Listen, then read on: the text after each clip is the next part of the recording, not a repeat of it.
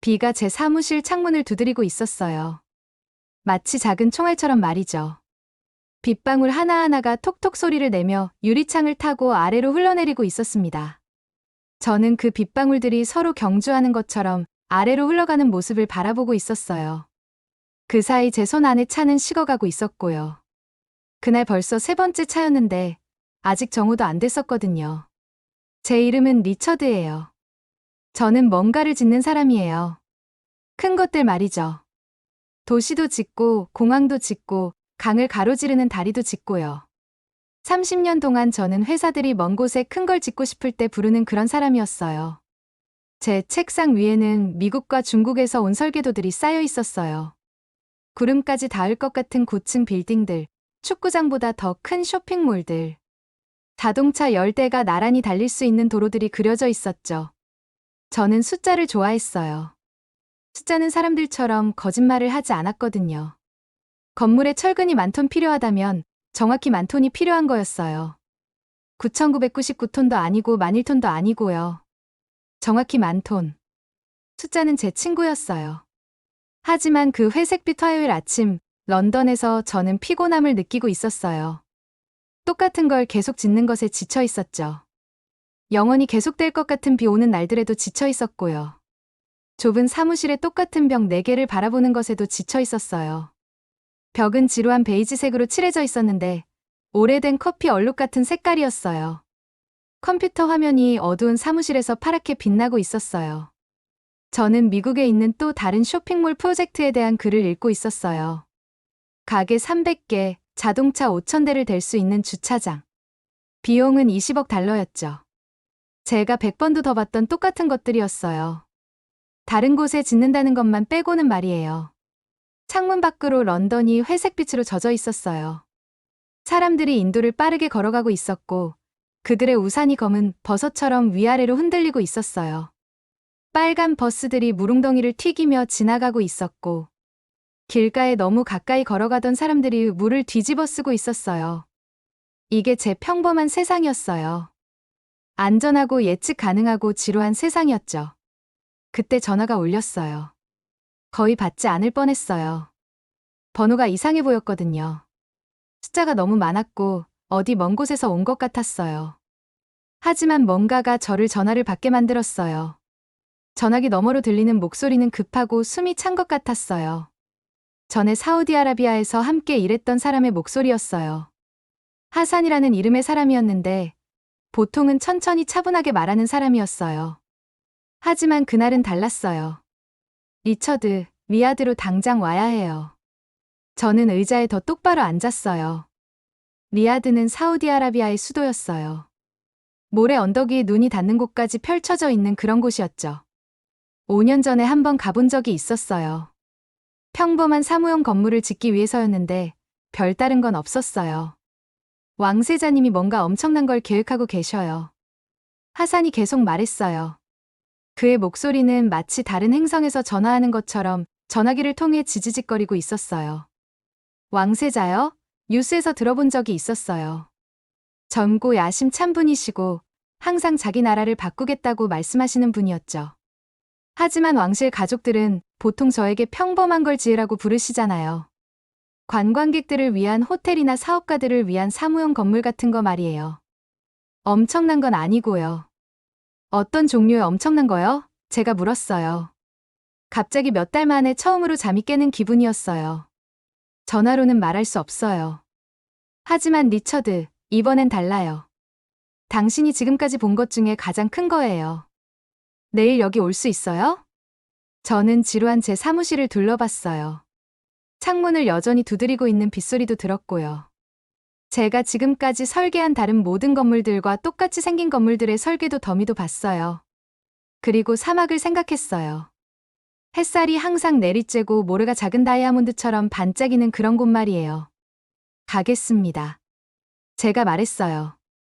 24시간 후, 저는 비행기에서 내려서 오븐 문을 여는 것 같은 뜨거운 공기를 마시고 있었어요. 해가 지고 있었고, 하늘이 진한 주황색과 보라색으로 물들어가고 있었어요.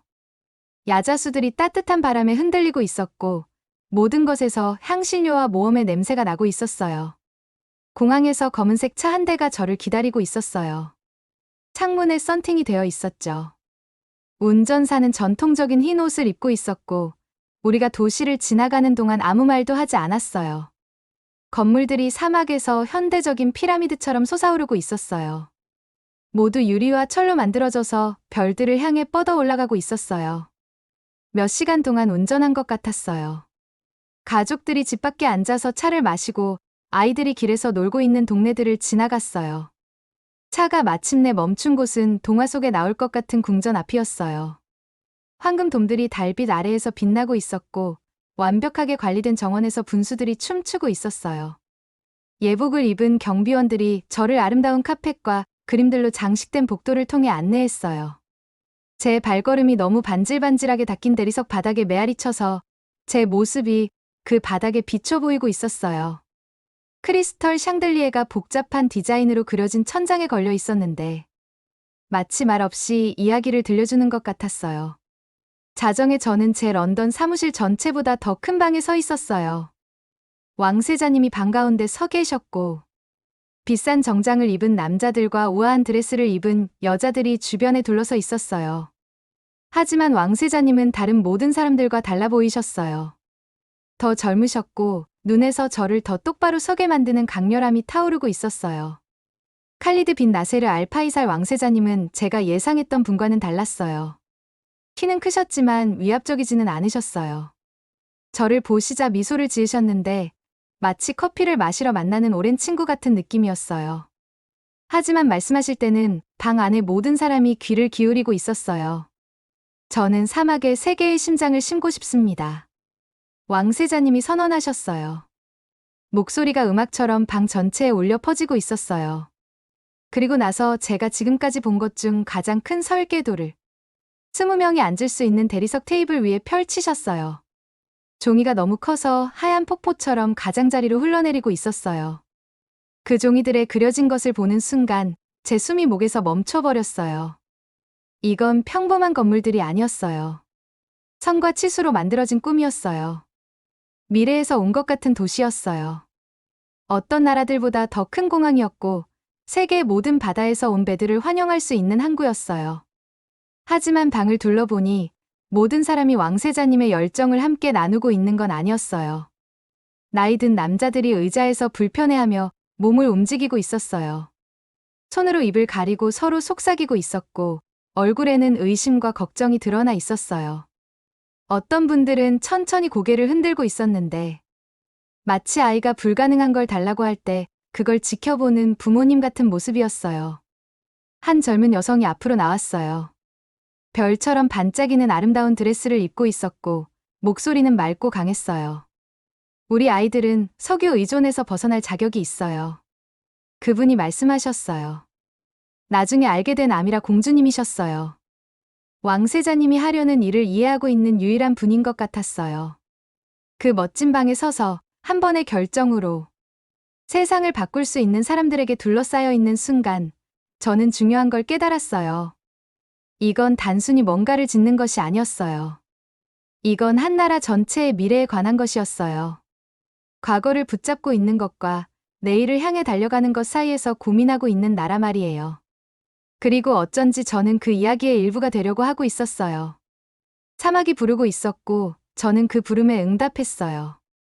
이제 저는 모래 위에 세 개의 심장을 심을 용기가 있는지 결정해야 했어요. 왕세자님의 불가능해 보이는 꿈들이 그 대리석 테이블 위에 펼쳐진 걸 본 지 3일 후 진짜 쇼가 시작됐어요. 궁전이 전쟁터 같은 느낌으로 바뀌고 있었어요.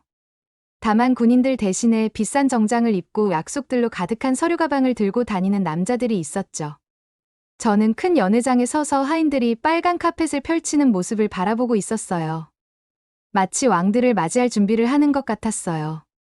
황금 샹들리에가 벽에 춤추는 그림자를 만들어내고 있었고 세계에서 가장 강한 나라들의 대표들이 역사상 가장 큰 건설 프로젝트를 놓고 싸울 준비를 하고 있었어요. 제 손에 땀이 나고 있었고 메모장을 꽉 쥐고 거인들이 부딪히는 모습을 지켜볼 준비를 하고 있었어요. 중국 대표단이 먼저 도착했는데 행렬처럼 들어왔어요.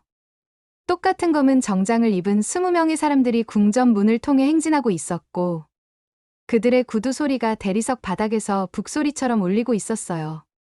그들의 리더는 은빛 머리를 한 여성이었는데 이미 자신이 이겼다는 걸 아는 것처럼 미소를 짓고 있었어요.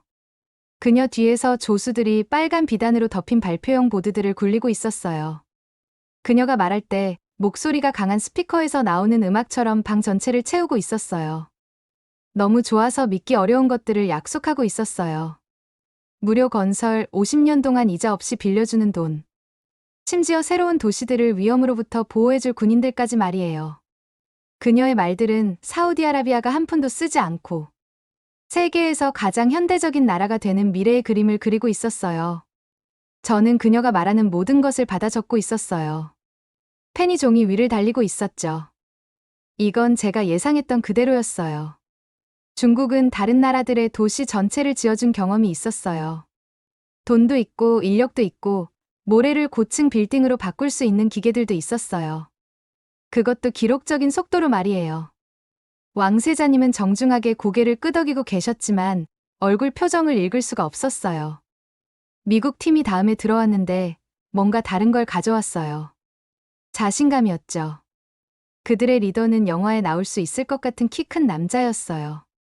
완벽한 치아와 대부분 사람들의 자동차보다 비쌀 것 같은 정장을 입고 있었어요.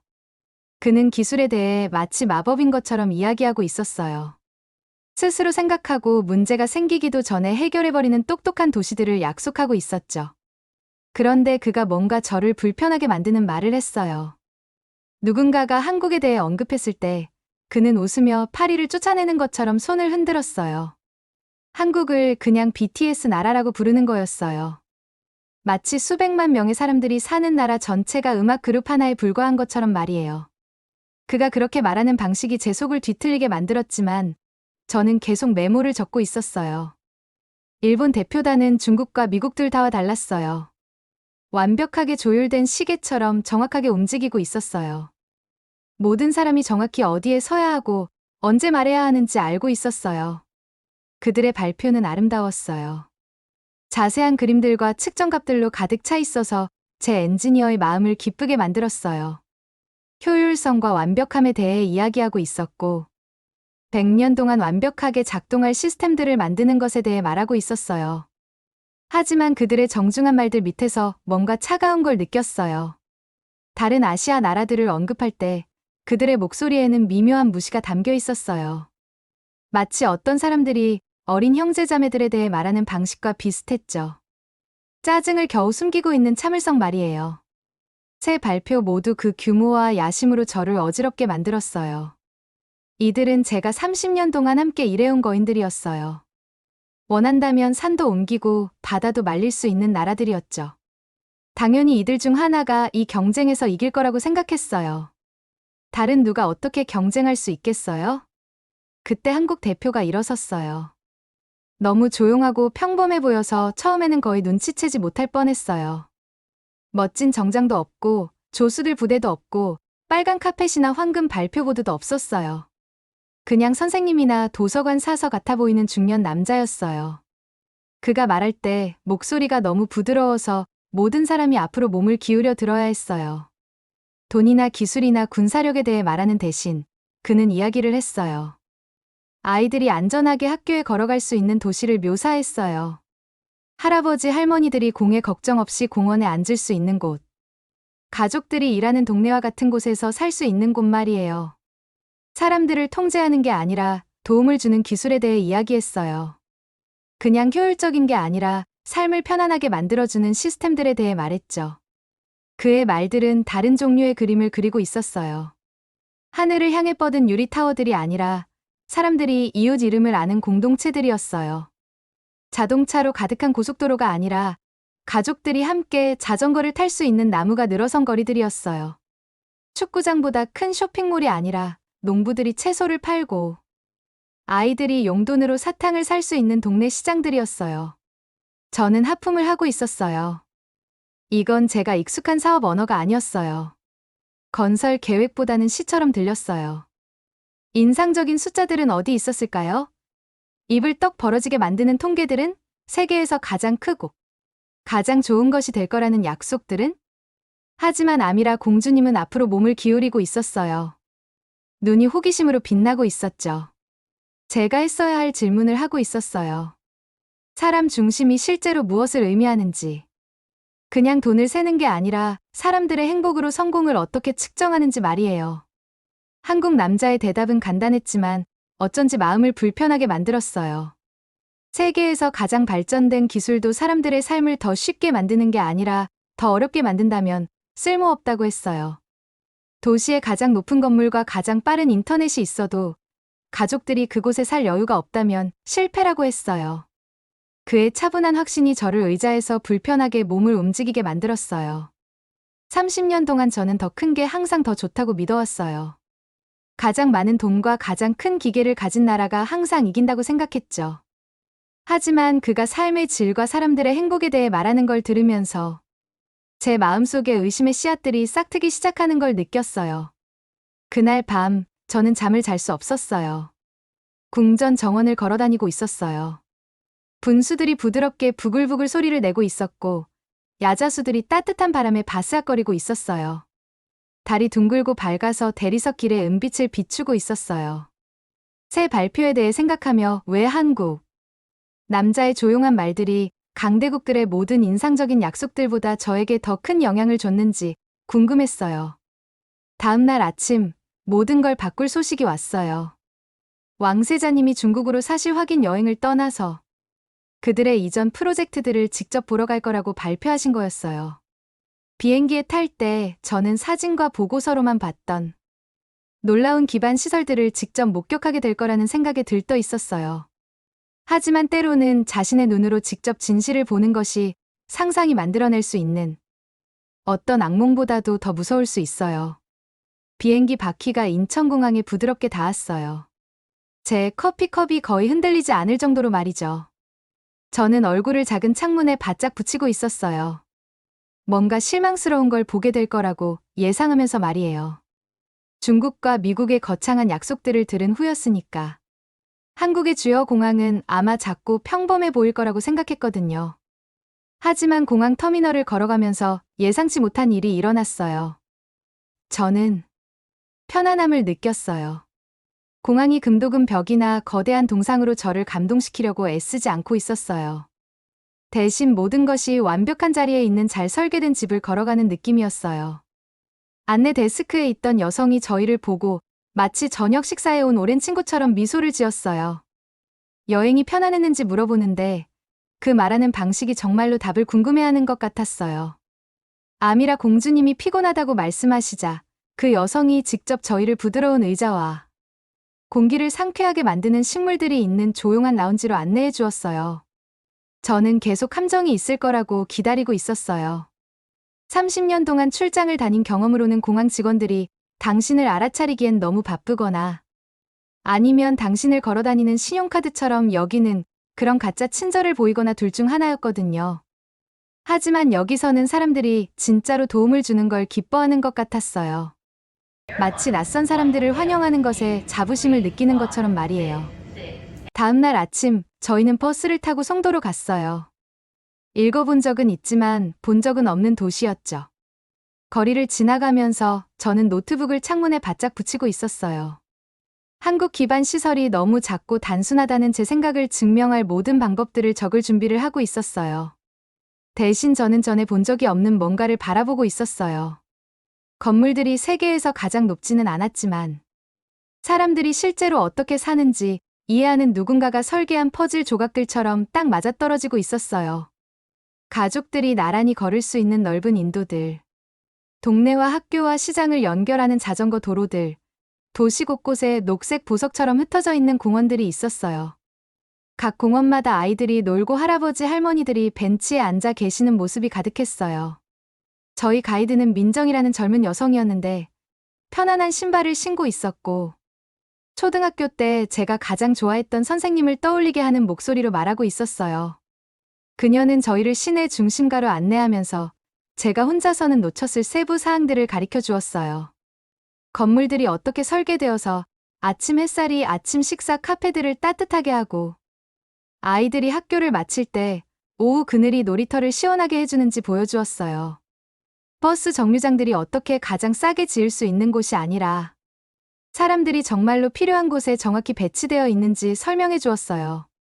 걸어가면서 저는 다른 것도 눈치챘어요. 도시가 살아있는 느낌이었는데 뉴욕이나 런던의 그 미친 듯한 방식이 아니었어요.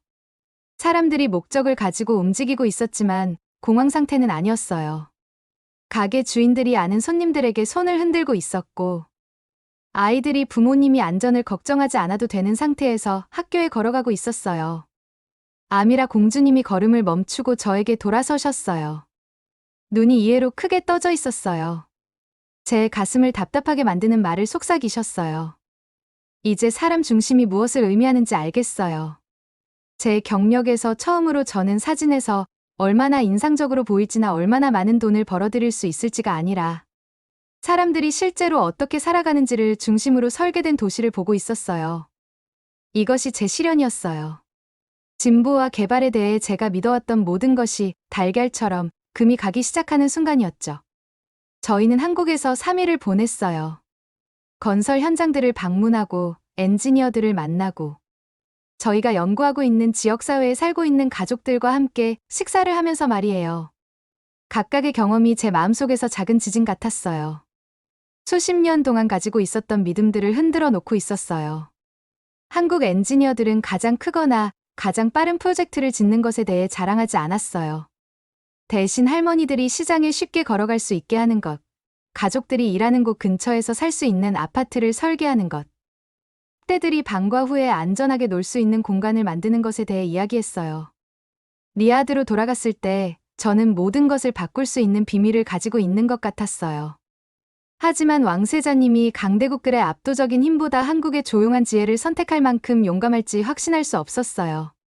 그날 밤 칼리도 왕세자님이 모든 사람을 놀라게 하는 일을 하셨어요. 궁전을 혼자 떠나 경호원이나 보좌관 없이 개인 차로 사막으로 가신 거였어요. 아미라 공주님이 나중에 말씀해 주셨는데 왕세자님은 중요한 결정을 내려야 할 때 종종 사막으로 가셨다고 해요.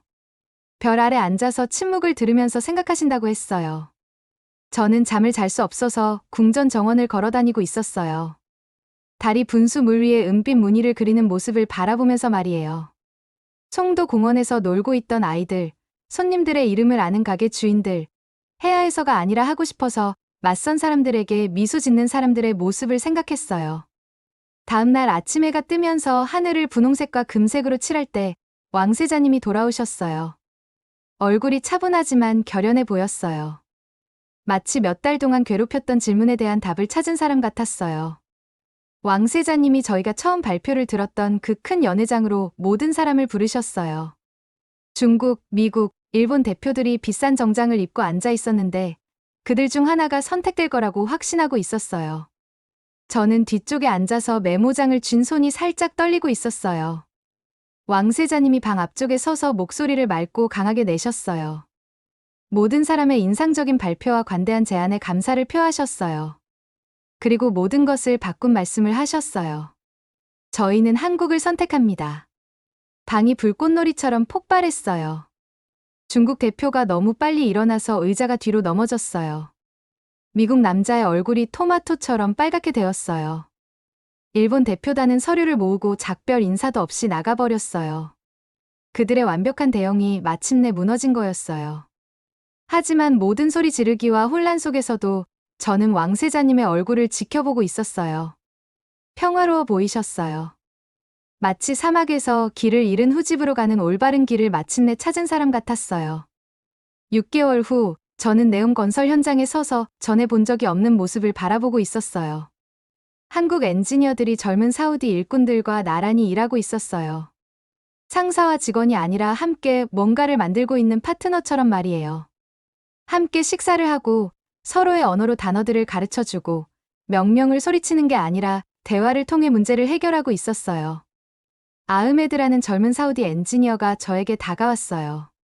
안전모는 먼지투성이었지만 미소는 밝았어요. 그들이 함께 작업하고 있는 설계도를 보여주면서 눈이 자부심으로 반짝이고 있었어요. 이것들은 다른 나라 건물들의 복사본이 아니었어요. 완전히 새로운 것이었어요. 한국의 지혜와 사우디의 꿈이 결합되어 태어난 것이었죠. 아미라 공주님이 제 옆에 서 계셨고 사막 노을이 하늘을 이름도 없는 색깔들로 칠하고 있었어요. 건설 현장이 활동으로 붐비고 있었지만 제가 감독했던 다른 프로젝트들과는 다른 느낌이었어요. 마감일에 쫓기는 게 아니라 희망으로 살아있는 느낌이었어요. 공주님이 런던 사무실에서 비 오던 그 아침 이후 제가 얼마나 변했는지 때답게 하는 말씀을 하셨어요. 진짜 기적은 인간의 마음에서 나온다고 속삭이셨어요. 그날 밤 최종 보고서를 준비하면서 저는 빈 페이지를 오랫동안 바라보고 있었어요. 저는 더 큰 게 항상 더 좋다고 믿으며 가장 많은 돈을 가진 나라가 항상 이긴다고 믿으며 사우디아라비아에 도착했던 그 사람이 더 이상 아니었어요. 진정한 개발이란 정복자처럼 해결책을 강요하는 게 아니라 함께 키워나가는 것이라는 걸 배웠어요. 한 번에 하나씩 사람과 사람 사이의 연결을 통해서 말이에요. 저 주변의 사막은 더 이상 그냥 모래와 돌이 아니었어요. 그곳을 고향이라고 부를 사람들의 꿈으로 숨쉬는 뭔가가 되고 있었어요. 그리고 저, 리처드 벤틀리, BTS 나라의 전 회의론자는 인간성을 진보의 중심에 두는 힘에 예상치 못한 증인이 되었어요. 이것이 나라들이 진정으로 일어서는 방법이에요. 지배가 아니라 협력을 통해서, 압도적인 힘이 아니라 이해를 통해서, 사람들 위해 짓는 게 아니라 사람들과 함께 짓는 것을 통해서 말이에요. 기적은 콘크리트와 강철에 있지 않았어요. 정복보다는 연결을, 수익보다는 관계를, 두려움보다는 미래를 선택한 그 결정에 있었어요. 오늘의 영상은 여기까지입니다. 오늘의 사연 재밌게 보셨다면 구독과 좋아요 꼭 부탁드립니다. 사랑합니다.